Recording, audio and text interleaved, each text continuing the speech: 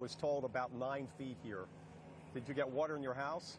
We did not get water in our house. We're in Eden Isle, and so, but we were one of the lucky few. Maybe 8 homes in Eden didn't get it, but everyone in Snell did. Are you in A or B?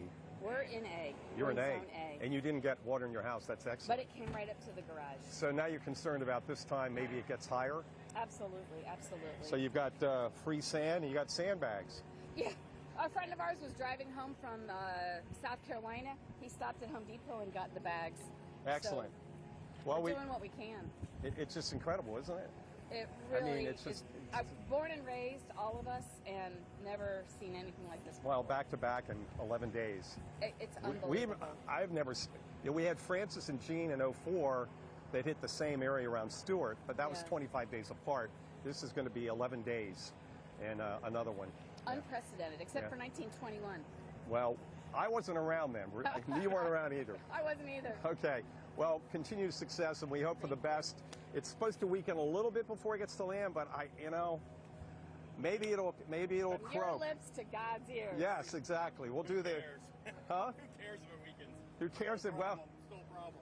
Yeah, it's still a problem even if it weakens. Yeah, that's exactly right. Even if it goes down to a 3 before landfall, or even a 2, it's still going to have that push of water into these coastal areas. Right now, the Storm Surge Watch is forecasting from the Hurricane Center between 8 and 12 feet. And as we saw in the Big Bend with Helene, it went from 8 to 12 to 10 to 15, 12 to 18, and I believe it ended up before landfall 15 to 20.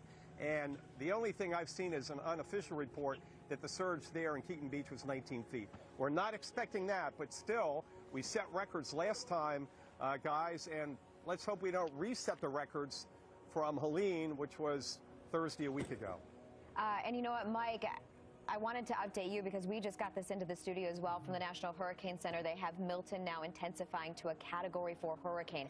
At this very moment, Milton, a Category 4 hurricane with those maximum sustained winds increasing to 150 miles per hour and the pressure falling to 940. So let me ask you as well, we're talking about this 2-week stretch of major hurricanes making landfall in Florida, but Milton, I mean, if people haven't checked in since Friday, Mike, they saw maybe not, I don't know, it doesn't look like it'll really turn into anything, to now we're dealing with some potentially catastrophic, life-threatening, absolutely impacts for Florida yet again.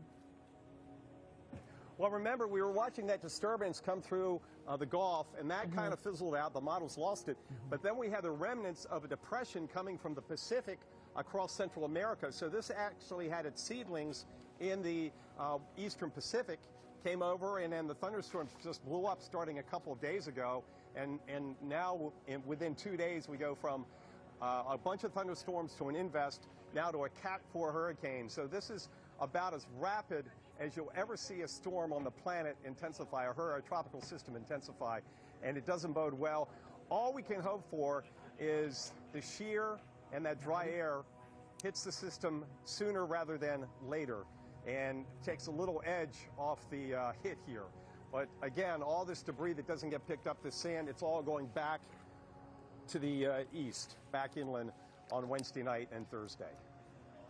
Michael, Mike, I tell you what, to hear the person say that it doesn't matter, the strength of it, it's key. And I think that we've got to make sure that people get that message out there. Hearing from Matthew here, Matthew Blue, meteorologist behind the scenes, 90-mile-per-hour wind increase in 24 hours.